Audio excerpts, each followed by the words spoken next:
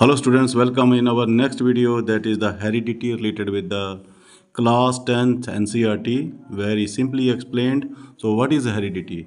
It is the inheritance of characters from parents to the offspring. पाप की होता है कि इसमें क्या होता है कि करेक्टर्स जो पेरेंट्स के करेक्टर्स होते हैं उनमें से कुछ करेक्टर्स उनके बच्चों को चले जाते हैं। तो मदर के करेक्टर्स सपोज करो कि किसी का कोई ईयर साइज़ होता है, ईयर लोब साइज़, किसी की आइज़ का कलर है ना, तो ये ट्रांसमिशन होता है कहाँ से? पेरेंट्स से अपने बच्चों में, तो इसे बोल देते हैं हेरिडिटी। तो देखो कैसे होता है ये कि parental character to the offspring via DNA. किसके साथ होता है ये? डीएनए के साथ। अब तो डीएनए क्या होता है? DNA is the genetic material present in the nucleus. ये जेनेटिक मटेरियल है जो न्यूक्लियस में प्रेजेंट होता है। तो सेल के न्यूक्लियस में जेनेटिक मटेरियल प्रेजेंट होता है। इसकी फुल फॉर्म होती है डीएनए की डीऑक्सी राइबो न्यूक्लिक एसिड। तो आप इसे +2 में और +1 में इसके डिटेल स्ट्रक्चर पढ़ोगे, ठीक है ना। तो please subscribe and like the channel. उसके बाद आ जाता है कैसा होता है ये। देखो ये DNA, suppose it is a DNA long polymer होता है ना, पॉलीमर न्यूक्लियोटाइड्स की चेन होती है।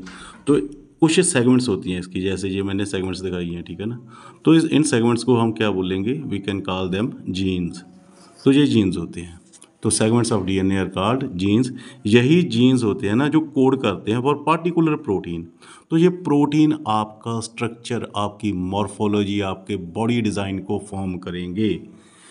तो इसलिए जैसा कोड मतलब चला जाएगा पेरेंट का, बाप के जो जीन पेरेंट्स का ट्रांसफ़र हो जाएगा बच्चों में, वही जीन वो कोड से प्रोटीन प्रोड्यूस करेगा, वैसा ही वो प्रोड्यूस करेगा।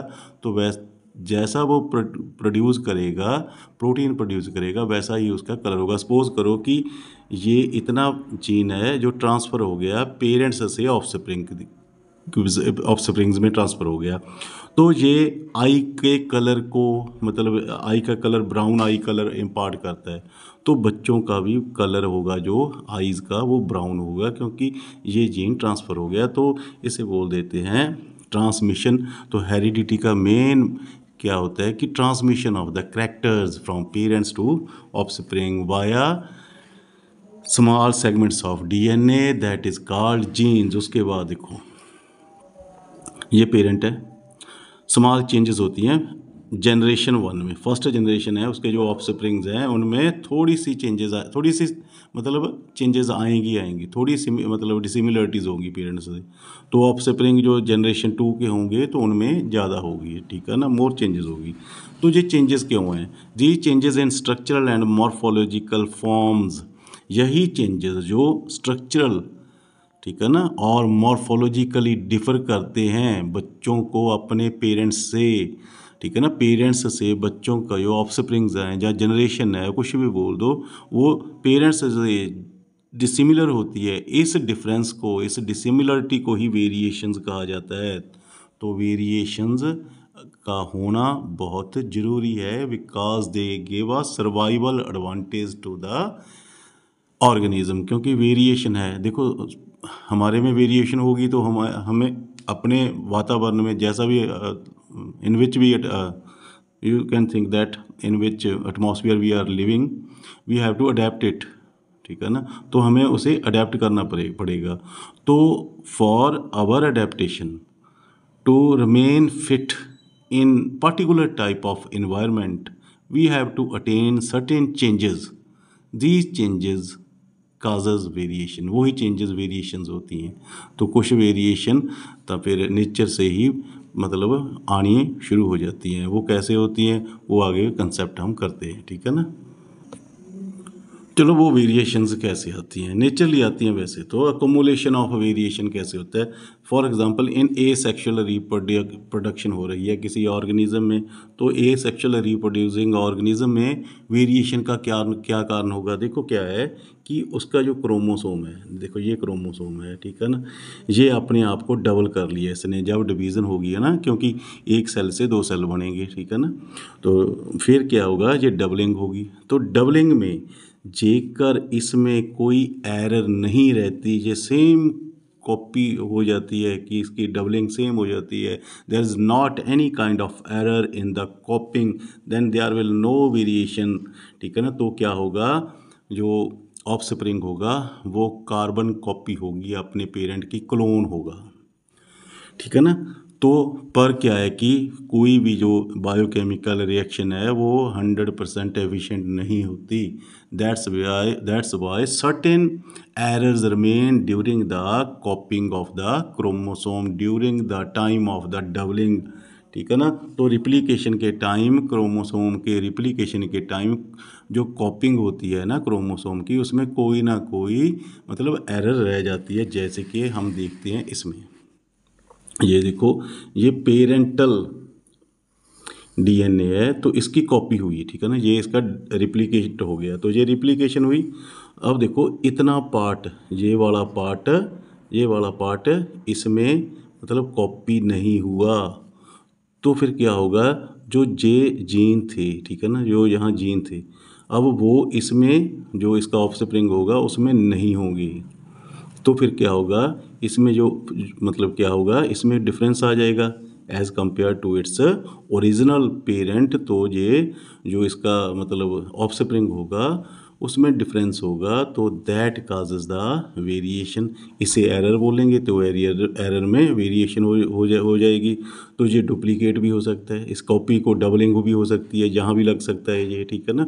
तो अलग अलग तरह की मतलब एरर हो जाती है, तो एरर काजेज द वेरिएशन। देखो, as some genes not get copied and will not express in the new offspring, तो न्यू ऑफस्प्रिंग में वो एक्सप्रेस ही नहीं करेंगे, तो फिर चेंज होगी अपने ओरिजिनल पेरेंट से, जो उसका ऑफस्प्रिंग होगा वो डिफरेंट होगा, तो इसमें variation. So that is also the cause of the variation.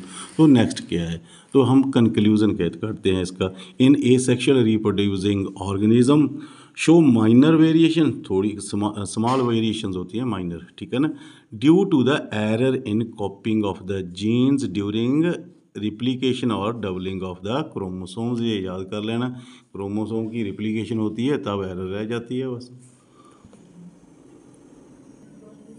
अब आगे आ जाओ, variation in sexual reproducing organism. अब सेक्सुअल रिप्रोड्यूसिंग ऑर्गेनिज्म में वेरिएशन क्यों होती हैं, क्योंकि due to the mixing of the characters of two different male and female parent, क्योंकि जी सेक्सुअल रिप्रोडक्शन टू पेरेंट्स के कारण होती हैं, तो उनके जो ट्रेट हैं वो मिक्स हो जाते हैं, एक तो ये कारण है। तो आप देखते हैं कैसे होते हैं। देखो, ये मेल है, ये फीमेल है, ठीक है ना। अब इसके क्रोमोसोम इस यू कैन चेक इट, जो क्रोमोसोम को मैंने शेडिंग की है, तो डिफरेंट टाइप ऑफ शेडिंग है, तो यहाँ शेडिंग से आप समझाओगे। तो मेल का जो मतलब है, मेल की जो क्रोमोसोम्स हैं डिप्लॉयड, ये होमोलोगस क्रोमोसोम है। पहले तो ये नोट करो कि ये होमोलोगस क्रोमोसोम है। ये इस मेल में भी इसके एक पैटर्नल हैं, एक के इसके मैटर्नल हैं, एक तो इसके फादर के हैं क्रोमोसोम, एक कॉपी इसकी मदर की है, ठीक है ना। तो ये नोट कर लेना पहले। ये फीमेल है, इसमें भी ऐसे ही है, एक इसके फादर के क्रोमोसोम है, दूसरी कॉपी इसकी मदर के क्रोमोसोम की है, तो ये होमोलोगस क्रोमोसोम है। तो उसके बाद क्या होगा, गमेट फॉर्मेशन होगी, ठीक है ना। तो गमेट फॉर्मेशन में क्या होगा, तो देखो गमेट बन गया, अब देखो ये गमेट बन गया है ना। तो उसके बाद क्या होगा, फर्टिलाइजेशन होगी, तो ये गमेट्स, अब देखो ये ऑफस्प्रिंग, तो ये भी बनेगा ना, ये भी बन जाएगा। ऐसे और भी होंगी, 4 डायग्राम्स बनेगी इसकी, बट मैंने 2 में शो किया है तो यहाँ आपको समझाने के लिए। तो ये देखो क्या है कि अब एक इसमें पेरेंट का है, तो एक इसके में मदर का है, तो मिक्सिंग ऑफ द ट्रेट्स हो गया, तो ट्रेट मिक्सिंग हो गई। तो अब यहाँ डिसिमिलरिटी होगी ना, तो उसमें प्रॉपर मेल के ही फादर के करेक्टर हैं, तो पूरे उसमें मतलब उसकी मदर के करेक्टर भी नहीं है, तो दोनों के करेक्टर मिक्स हो गए हैं, तो ये भी एक कारण होता है वेरिएशन का। देखो यहाँ लिख दिया मैंने, इन F1 generation of springs have different genetic structure from their different genetic structure from their parents. अब पेरेंट्स में ये ऑफस्प्रिंग्स हैं ना, ये ऑफस्प्रिंग्स हैं, F1 जनरेशन मैंने शो की है, तो इनका जो जेनेटिक स्ट्रक्चर है वो पेरेंट्स से डिफरेंट है, तो which leads to the variation. ये वेरिएशन मतलब ये वेरिएशन गिवराइज करेंगे। तो चलो नेक्स्ट करते हैं जी। उसके बाद क्या है कि दूसरा कारण होता है क्रॉसिंग ओवर। अब देखो अब गमेट फॉर्मेशन से पहले यहाँ क्रॉसिंग ओवर होगी। देखो ये मैंने पहले बताया था आपको, ये होमोलोगस क्रोमोसोम है, ये फादर के क्रोमोसोम है, ये मदर के हैं। फादर में ये एक उसके फादर के उसके मतलब दोनों उसके पेरेंट्स के हैं, ये एक उसके फादर का है, ये उसके मदर का है, ठीक है ना, ये होमोलोगस क्रोमोसोम है। तो यहाँ क्रॉसिंग ओवर हो जाएगी, ये मैंने क्रॉस से शो किया है। यहाँ क्रॉसिंग ओवर होगी, कुछ पार्ट यहाँ जुड़ जाएगा, कुछ इसका पार्ट यहाँ जुड़ जाएगा। Same thing same thing will happen in the with the mother chromosomes, यही मदर क्रोमोसोम्स के साथ होगा। तो ये क्रॉसिंग ओवर होगी तो गमेट कुछ ऐसे बन गए, ठीक है ना। उसके बाद हो जाएगा म्योसिस, म्योसिस में ये गमेट बन जाएंगे, ठीक है ना। हैप्लॉइड नंबर ऑफ क्रोमोसोम्स, ये तो पहले 2n था ना, 2n था, तो अब क्या हो गया, सिंगल n हो गए पेरेंट्स, सॉरी गैमेट्स में। अब देखो गैमेट्स में जो है वो बहुत ज़्यादा मतलब चेंजेस हो गए हैं ना जेनेटिक स्ट्रक्चर में, तो फादर के भी और मदर के भी क्रोमोसोम्स में। तो पहले अपने आप में क्रॉसिंग के होने के कारण उसमें चेंजेस आ गई। उसके बाद क्या होगा, अब फिर गमेट्स के बाद यहाँ फर्टिलाइजेशन हो जाएगी। यहाँ क्या हो जाएगा, फर्टिलाइजेशन, यहाँ फर्टिलाइजेशन होगी। अब फर्टिलाइजेशन के में क्या होगा, तो अब और चेंजेस आ जाएंगी। तो यहाँ भी जो मतलब ऑफस्प्रिंग है वो पेरेंट्स से मतलब डिफरेंट दिख रहा है। ये भी क्रॉसिंग ओवर भी कारण होता है किसका, वेरिएशन का। So variation is also due to the crossing over. तो अब आपको पता चल गया होगा कि सेक्सुअल रिप्रोडक्शन में क्रॉसिंग ओवर का कारण क्या होता है। एक तो होता है error in the copying of chromosomes during the replication. तो फिर सेक्सुअल रिप्रोडक्शन में दो कारण होते हैं, एक तो बाई पेरेंटल हो गया, टू पेरेंट्स के ट्रेट्स हैं वो मिक्स हो जाते हैं। दूसरा कारण हो जाता है क्रॉसिंग ओवर का। तो ये दोनों आप अच्छे से पढ़ लेना। नेक्स्ट हम करेंगे मोनो हाइब्रिड, डाई हाइब्रिड की रेशियो करेंगे। उसके बाद जो भी उसके साथ ही जो हैं उसके लॉज हैं, जो लॉज ऑफ इनहेरिटेंस है वो कर देंगे। तो मतलब with in the 3 videos we will complete the chapter. So thank you for watching. If you have not subscribed the channel, kindly subscribe it and like the videos. So thank you.